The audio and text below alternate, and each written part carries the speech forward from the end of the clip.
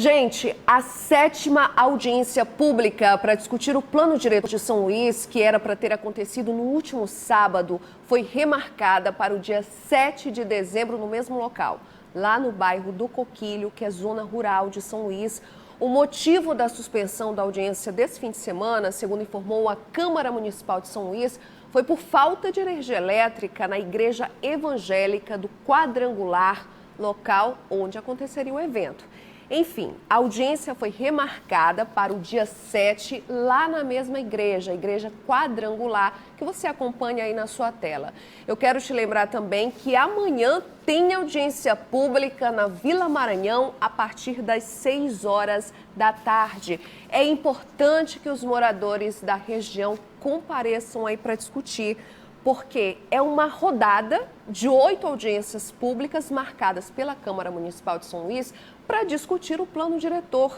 É esse plano que vai definir a organização do território, inclusive mudanças bem polêmicas, como a redução da zona rural de São Luís. Sobre esse plano diretor, eu converso aqui no estúdio com o advogado Guilherme Zagalo. Boa noite, doutor. Bem-vindo aqui ao Jornal da Guará. Boa noite, é um prazer estar aqui. Começo com uma retificação. Hoje à tarde foi publicada uma retificação do edital em relação à audiência que seria amanhã, lá na Vila Maranhão.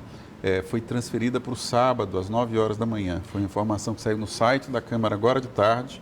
Então, informação em primeira mão. É uma rodada aí de 8 audiências públicas Exato. Realizadas pela Câmara de São Luís.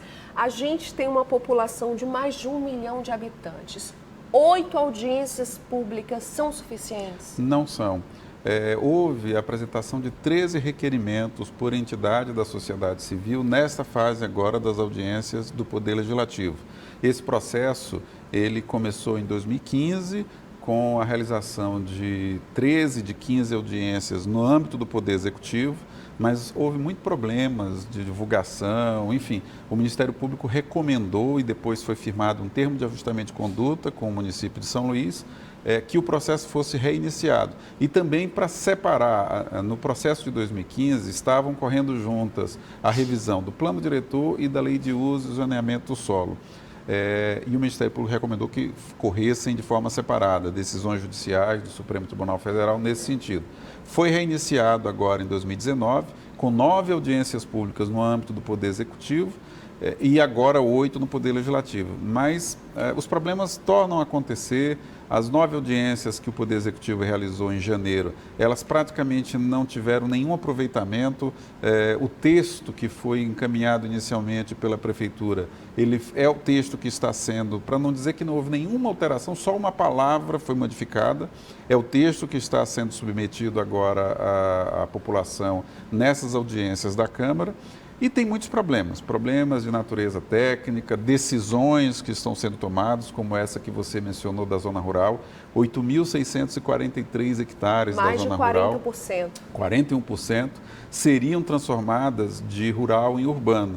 Com isso, nós teríamos aí a possível ampliação do distrito industrial, que já ocupa 30% da área do município, e também a construção de moradias populares no que hoje é a zona rural, mas sem um planejamento maior. Isso já aconteceu no passado recente, com consequências muito ruins. Mato Grosso, Amendoeira, enfim, contaminação de rios, porque não houve um trabalho de se levar a infraestrutura de saneamento a essas construções do projeto Minha Casa Minha Vida. A consequência disso é que esses grandes conjuntos acabaram por contaminar os recursos hídricos daquelas regiões, com grande prejuízo para o ambiente e para as comunidades que já estavam ali instaladas. Existe uma outra corrente que apoia essa redução da zona rural, falando em investimentos, em chegada de empresas, de indústria, e que isso traria uma geração de renda e impulsionar a economia na capital. Existe esse viés também? Qual seria o ponto positivo nessa redução da zona rural? Olha, nós não acreditamos na efetividade dessas propostas. A indústria no município ela é responsável por 5% dos empregos. Embora ocupe 30% da área, são os dados do CAGED, do extinto Ministério do Trabalho, apontam que em dezembro de 2018 nós tínhamos exatos 11.884 empregos gerados pela indústria, de um total de 234 mil empregos com carteira assinada.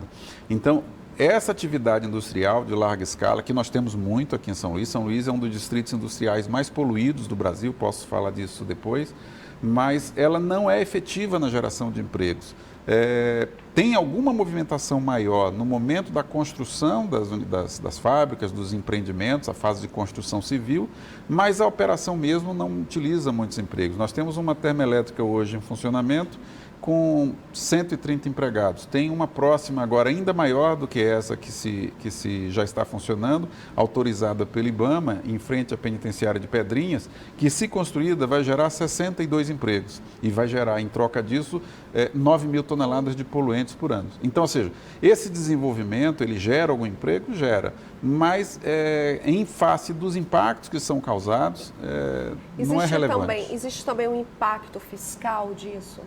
Olha, se fossem empresas, indústrias para o mercado interno, nós teríamos aí aumento de geração de impostos, ICMS, mas o nosso distrito industrial, ele é muito focado na atividade exportadora, minério de ferro, alumina, e essas atividades, desde a Lei Candir de 1997, elas são desoneradas de impostos. Ou seja, nós temos aqui uma pequena geração de impostos, os impostos sobre serviços dos prestadores de serviço, mas a atividade finalística, a exportação de mais de 180 milhões de toneladas de minério de ferro, a produção de 3,5 milhões de toneladas de alumina por ano, elas não geram impostos que revertam para os estados, para o estado do Maranhão, no caso, e para os municípios aqui da ilha, especificamente o de São Luís. Bom, voltando aqui para o comecinho da nossa conversa, de 8 audiências públicas para mais de 1 milhão de habitantes, eu queria dizer que na externa, na reportagem, eu estive numa comunidade, um povoado chamado Povoado Caçaco, fica próximo do Quebra-Pote, conversei com os moradores lá e eu percebi que eles têm conhecimento de causa dos impactos disso. Mas, ao acompanhar as audiências públicas, a gente percebe um número reduzido de pessoas. Eu queria entender se é uma falta de publicidade, de divulgação para chamamento da população ou também falta de interesse da população em participar, em debater. Eu acho que principalmente falta divulgação. As pessoas, boa parte da população não sabe do que é o plano diretor e da sua importância.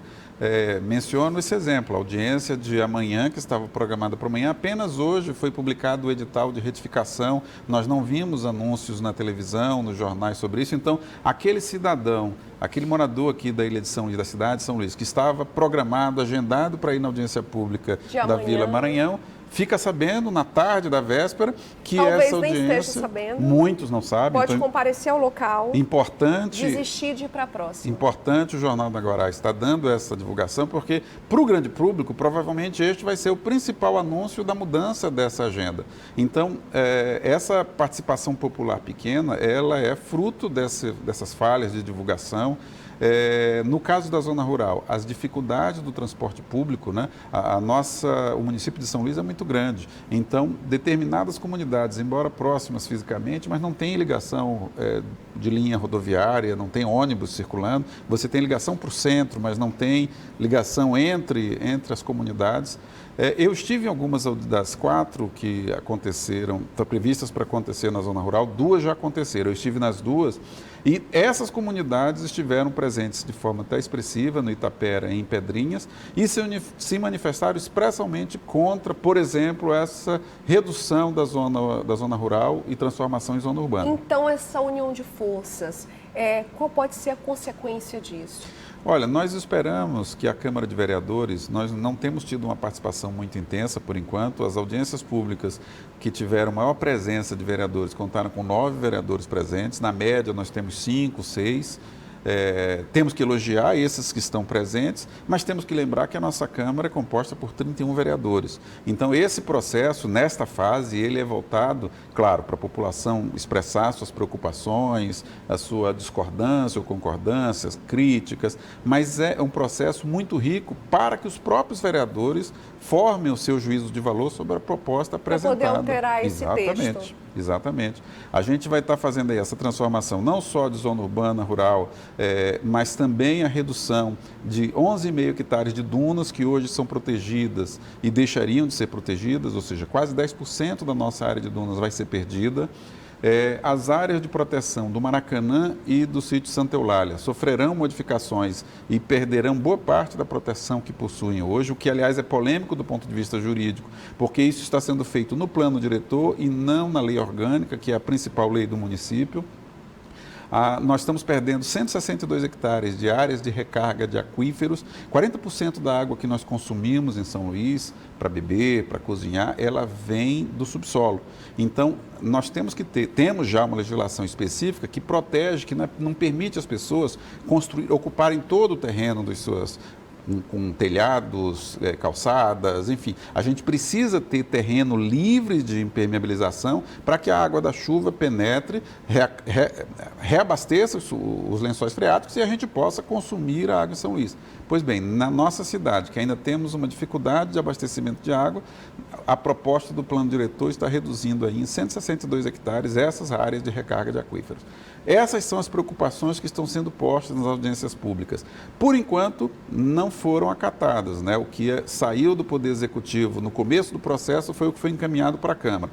Temos a expectativa que os vereadores que têm uma sensibilidade, tem que ter, estão comparecendo, pelo menos. Estão comparecendo parcialmente, eles levem em consideração essas preocupações, são preocupações eminentemente técnicas. Claro que há uma defesa política do território por parte das comunidades da zona rural, mas os questionamentos que estão sendo feitos são questionamentos fundamentados. A crítica, por exemplo, por que essa transformação? Que estudo técnico a Prefeitura utilizou para fundamentar isso? Uma das críticas principais que se faz é que as imagens aéreas utilizadas são de 2009 e nós estamos agora em 2019 10 anos depois, fazendo a revisão para os próximos 10 anos com base em imagem de 10 anos passados. Ou seja, bairros que nem existiam em 2009, que já existem hoje, não são considerados. Então, esperamos que os vereadores tenham uma sensibilidade maior do que o Poder Executivo. Então, para quem estava pensando que amanhã ia ter audiência pública, não vai ter mais, né, doutor? Qual o novo local e horário? O local continua o mesmo, lá na Vila Maranhão, em frente à Igreja de São Joaquim, na unidade escolar que tem lá. Só que ela vai ser no sábado, às 9 horas da manhã, das 9 às 13. Bom, muito obrigada pela sua presença aqui para falar de plano diretor. Acho que a gente seguia até amanhã, né? Muito obrigada pelos esclarecimentos. Muito importante esse espaço do Jornal da Guará para esse esclarecimento tão importante. Vai continuar aberto, a gente vai continuar acompanhando. Muito obrigada, boa noite. Boa noite.